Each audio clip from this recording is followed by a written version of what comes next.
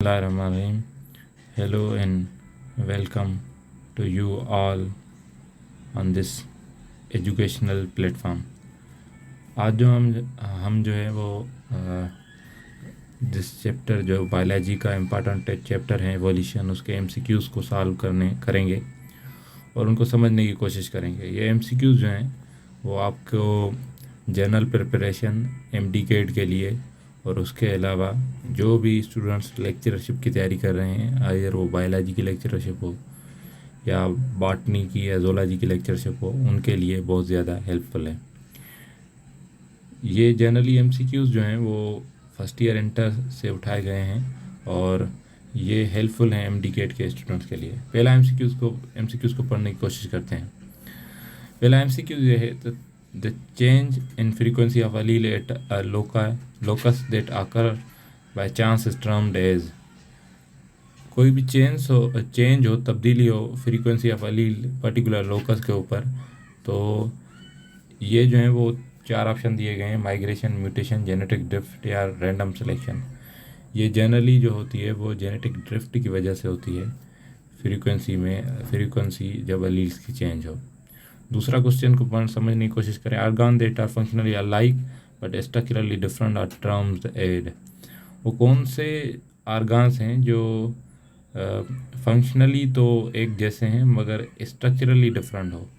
दो types of आर्गान्स होते हैं जब हम एवोल्यूशन की बात करते हैं, मेनली होमोलॉगस आर्गान्स या एनालॉगस आर्गान्स। तो जब आर्गान्स फंक्शनली अलाइक हो, एक जैसे हों मगर स्ट्रक्चरली डिफरेंट हों, जैसे कि विंग्स ऑफ बर्ड और उसके अलावा विंग्स ऑफ बैट, या उसके अलावा हम बात करें विंग्स ऑफ इंसेक्ट्स की, तो इन सब का जो है वो स्ट्रक्चरली जो है वो क्या है, डिफरेंट हैं, मगर फंक्शनली ये क्या है, सेम है। इन सब का फंक्शन ये है उड़ना। तो ऐसे आर्गान्स को हम एनालॉगस आर्गान्स कहते हैं। उसके अलावा similarity in characteristic resulting from common ancestors is known as. Simply है, जब कॉमन एंसेस्टर्स हों, सिमिलरिटीज़ उनकी जो है वो स्टडी करें, तो हम उसको होमोलॉजी कहते हैं। Study about similarities which are resulting from common ancestors. और उसके अलावा डाइवर्जेंट डाइवर्जेंट एवोल्यूशन क्या प्रोड्यूस करती हैं, इसमें भी चार ऑप्शन हैं। उसमें हमारे पास पहला ऑप्शन है vestigial argon, homologous argon, analogous argon, vestigial and homologous argon. Divergent जब एवोल्यूशन हो तो हमारे पास एक ऐसे किस्म के आर्गेनील्स प्रोड्यूस होते हैं, आर्गान्स प्रोड्यूस होते हैं, जिसे हम कहते हैं होमोलॉगस आर्गान, जो फंक्शनली तो डिफरेंट होते हैं मगर स्ट्रक्चरली वो क्या होते हैं, सिमिलर होते हैं। तो इसका जो है ना वो करेक्ट होगा डी। और उसके बाद हमारे पास ये एक और है, those organs which are functionally in our ancestor but now not now. वो कौन से आर्गान हैं जो पहले तो हमारे एंसेस्टर्स पर प्रेजेंट है, उनके पास है मगर हमारे पास नहीं है। ये तो सिंपल है, वेस्टिजियल आर्गान्स ऐसे आर्गान्स हैं जो प्रीवियसली हमारे एंसेस्टर्स के पास मौजूद थे मगर हमारे पास मौजूद नहीं है। और उसके बाद जो है हमारा एक और इम्पॉर्टेंट एमसीक्यू से, दे show chronological appearance of different organisms. Chronological appearance किससे पता चलती है कि उसका डिफरेंस किस चीज़ की मदद से हमें पता चलता है, वेस्टिजियल आर्गान्स की मदद से, एनालॉगस आर्गान्स की मदद या होमोलॉगस आर्गान्स की मदद से। ये आर्गान्स के ऊपर नहीं होता, ये क्रोनोलॉजिकल अपीयरेंस हमें फॉसिल्स की मदद से पता चलता है कि कौन से फॉसिल्स किस जो हैं वो एज के हैं। तो ये दरहकीकत हमें फॉसिल्स की बुनियाद पर जो है वो मालूम होते हैं। और उसके बाद the study of genetic variation with in population is called. ये सिंपल है, ये जब पॉपुलेशंस की बात करें जेनेटिक वेरिएशन की, तो हम पॉपुलेशन जेनेटिक्स में ही स्टडी करते हैं, जिसमें हम एवोल्यूशन और जीन फ्रीक्वेंसी की बात करते हैं, एलीलिक फ्रीक्वेंसी बात करते हैं, इसको पॉपुलेशन जेनेटिक्स कहते हैं। The common respiratory protein found in humans and other aerobic organisms.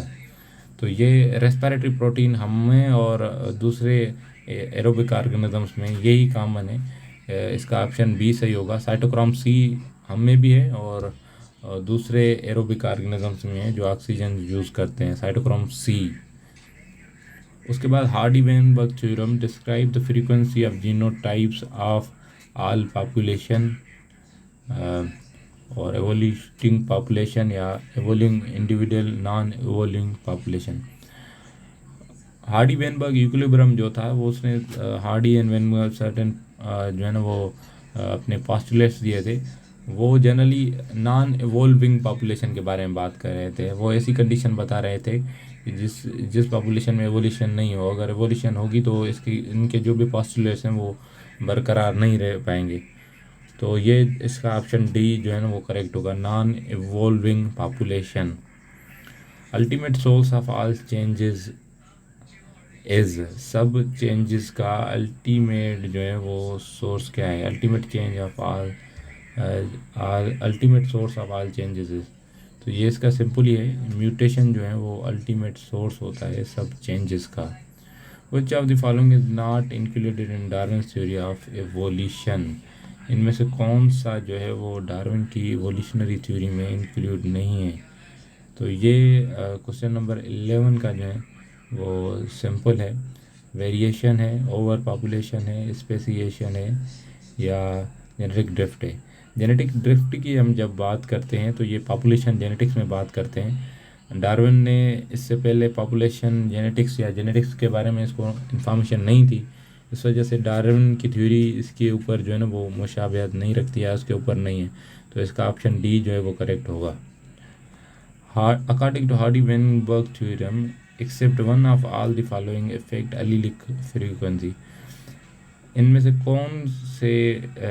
कौन से रीज़न के अलावा बाकी सब जो है वो allelic फ्रीक्वेंसी को इफ़ेक्ट करती हैं? तो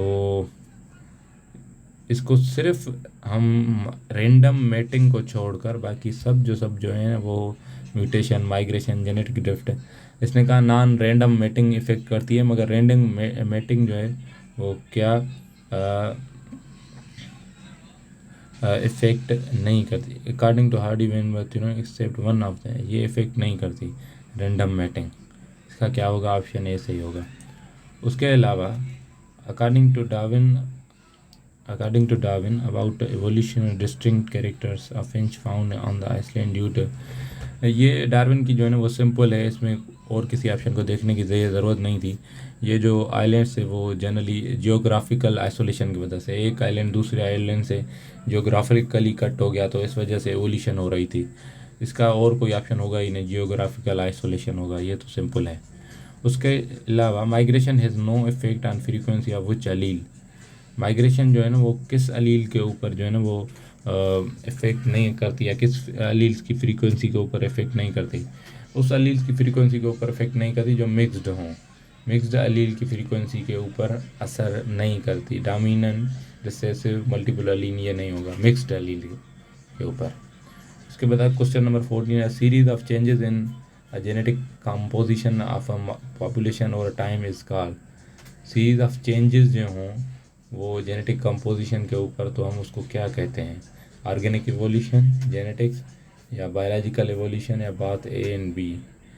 तो जनरली जो है वो चेंजेस हो genetic composition of population, simply हम उसको ऑर्गेनिक एवोल्यूशन भी कहते हैं और बायोलॉजिकल एवोल्यूशन भी कहते हैं।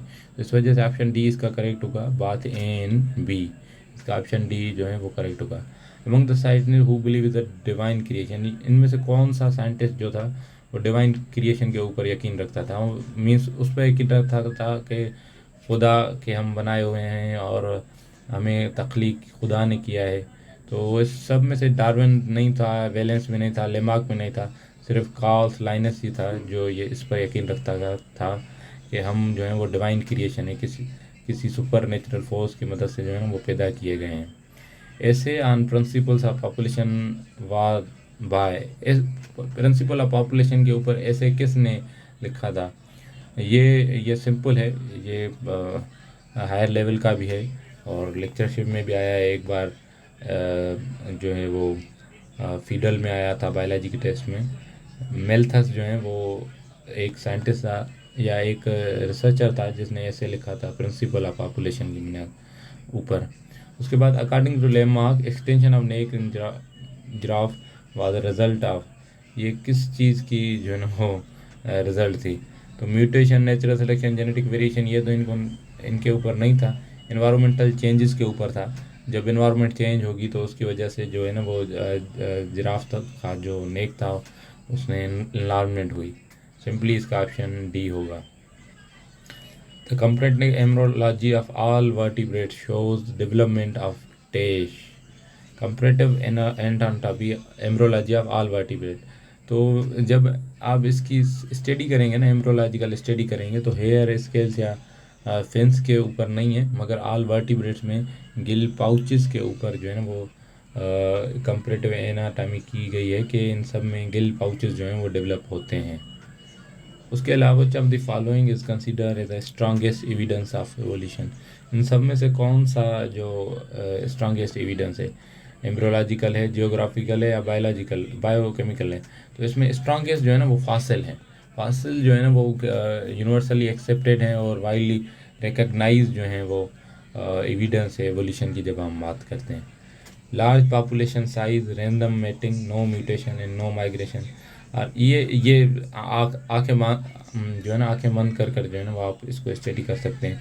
ये हार्डी वेनबर्ग थ्योरम की बात कर रहा है। ये ऐसे पॉस्टुलेट्स है जो इसने बताए थे कि अगर ये नहीं होंगे तो किसी भी पॉपुलेशन में एवोल्यूशन नहीं होगी। ये तो सिंपल ही है, Hardy Weinberg equilibrium. Survival is a struggle for existence. तो ये सर्वाइवल जो है वो एक स्ट्रगल पर एग्जिस्टेंस है। Is always random lead to a gradual change in population, depends only on heredity, constitution of surviving is by chance. Survival जो है वो आपकी जीन्स के ऊपर जो है ना वो डिपेंड करता है, आपके पास जीन्स कैसी अच्छी हैं। तो इसका ऑप्शन सी होगा।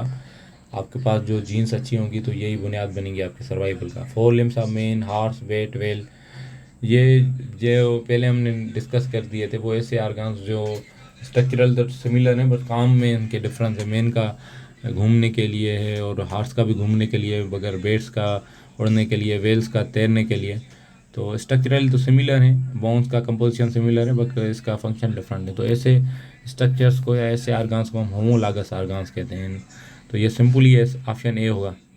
New Darwin new Darwinism is, new Darwinism means Darwin का जो लेटेस्ट थ्योरी है वो किस साइंटिस्ट की थ्योरीज को मिलाकर बनी हुई है। जनरली आप इसको आंखें बंद करके भी इसको सॉल्व कर सकते हैं। डार्विन की जो थ्योरीज हैं वो मेंडेलियन लाज के मिलाकर इसे हम नियो डार्विनिज्म ही कहते हैं। जैसे कि जेनेटिक्स की थ्योरीज को जब हम पुट करेंगे तो उसके बाद जो थ्योरी बनेगी हम उसको नियो डार्विनिज्म कहेंगे। Darwin does not include, Darwin ने किस चीज़ को इंक्लूड नहीं किया था? तो ये लेमा का था, यूज़ और डिसयूज़ ऑफ आर्गन वाला। तो इस वजह से आप ये डार्विन का नहीं था, ऑप्शन बी जो है ना वो इसका करेक्ट था। Closely related organism go through similar stages in their embryonic development. तो हम इसको क्या कहते हैं?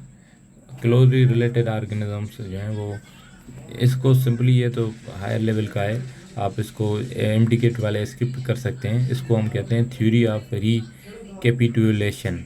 ऑप्शन डी इसका करेक्ट होगा। उसके अलावा endosymbiosis hypothesis does not explain evolution of, endosymbiosis hypothesis ने आप बताओ कि इस कौन सी चीज़ इसकी एवोल्यूशन को एक्सप्लेन नहीं करती। एंडोसिम्बायोसिस ने माइटोकॉन्ड्रिया का भी बताया कैसे एवोल्यूट हुआ, फ्लैजिला का भी बताया, क्लोरोप्लास्ट का भी बताया, मगर इन्होंने वैक्यूल के बारे में नहीं बताया था। तो इसका डी ऑप्शन करेक्ट हो। Fossils are most likely to be present in, fossil जो हैं वो कौन से रॉक्स में प्रेजेंट होते हैं मोस्ट लाइकली? तो ये इसका सिंपल है, मेटामॉर्फिक इग्नियस और मेटामॉर्फिक फॉर्म चेंज करते हैं, और ये सिंपली जो है ना सेडिमेंट्री रॉक्स में पाए जाते हैं फॉसिल्स, इग्नियस रॉक्स में नहीं पाए जाते। The most important requirement of evolution, evolution के लिए कौन सी चीज़ जो है ना वो ज़रूरी है? एवोल्यूशन के लिए सिंपली आपको वेरिएशन चाहिए। वेरिएशन मीन्स तब्दीली, तब्दीली नहीं होगी तो एवोल्यूशन नहीं होगी, तब्दीली होगी तो एवोल्यूशन होगी। 29 का ऑप्शन बी करेक्ट है। तो क्वेश्चन नंबर 30 का क्या है? It is not true about evolution. इनमें से कौन सी एवोल्यूशन के बारे में ट्रू नहीं है? तो आप सब स्टडी कर लें, मगर इसका ऑप्शन जो है वो बी करेक्ट है। Evolution does not leave observable science. Evolution जो है वो अपने साथ जो है वो ऑब्जर्वेबल साइंस नहीं छोड़ता। ये जो है वो गलत स्टेटमेंट है इवोल्यूशन के बारे में। तो इसका ऑप्शन बी जो है ना वो करेक्ट होगा। उसके बाद बच्चा the following explain theory of spacing about creation of life. तो इनमें से आप बताएं कि कौन सा जो है वो स्पेशल क्रिएशन के बारे में 31 का। तो इसका सिंपली आप इनको स्टडी करें। अगर इसका जो है ना life was created by super natural being at a particular time, किसी सुपर नेचुरल फोर्स ने ये लाइफ को क्रिएट किया, तो ये ऑप्शन सी इसका जो है ना वो करेक्ट ऑप्शन है। According to Lamarckism, organs which are not properly used by organism is successive generate will। तो लेमार्क ने कहा कि जो भी ऑर्गेनिजम्स हम जो है ना वो organs which are not properly used by organism is successive generation will deteriorate diminish या डिसअपियर। तो इसने कहा कि जब आप आर्गान यूज़ नहीं करेंगे तो ये आर्गान जो है ना वो ख़त्म हो जाएंगे, डिसअपियर हो जाएंगे, डिमिनिश हो जाएंगे। तो ये सब के सब जो है ना वो इसमें करेक्ट फिट बैठते हैं। तो एनी ऑफ दी, ये ऑप्शन डी इसका करेक्ट होगा। Snake which are living in small holes in snakes which are living in small holes in cervices have lost their legs which example support। तो ये जो है ना वो किस चीज़ के बारे में है, ये एग्जांपल किस चीज़ के बारे में बता रहा है। तो नंबर ए में कि inheritance of acquire characters, survival of the fittest, use and disuse of organ. Snakes ने जब अपनी जो है ना वो टांगें छोड़ दी, टांगें जब वो यूज़ नहीं कर रहा था, तो ये किस चीज़ के बारे में जो है ना वो ये एग्जांपल बता रहा है। तो ये सिंपल ये इनहेरिटेंस ऑफ एक्वायर कैरेक्टर, ये जो लेमार्क की थ्योरी थी। Use and disuse of argon, ये भी लेमार्क की थ्योरी थी। सर्वाइवल ऑफ फिटेस्ट जो थी वो डार्विन की थी। तो इस वजह से ए एंड बी बात करेक्ट होगा। यहाँ पर हम अब इस वीडियो की इख्तिताम करते हैं। नेक्स्ट वीडियो में इसके पार्ट बी में हम जो है ना वो कंप्लीट एमसीक्यूज़ जो हैं वो इस चैप्टर के कवर करेंगे। शुक्रिया।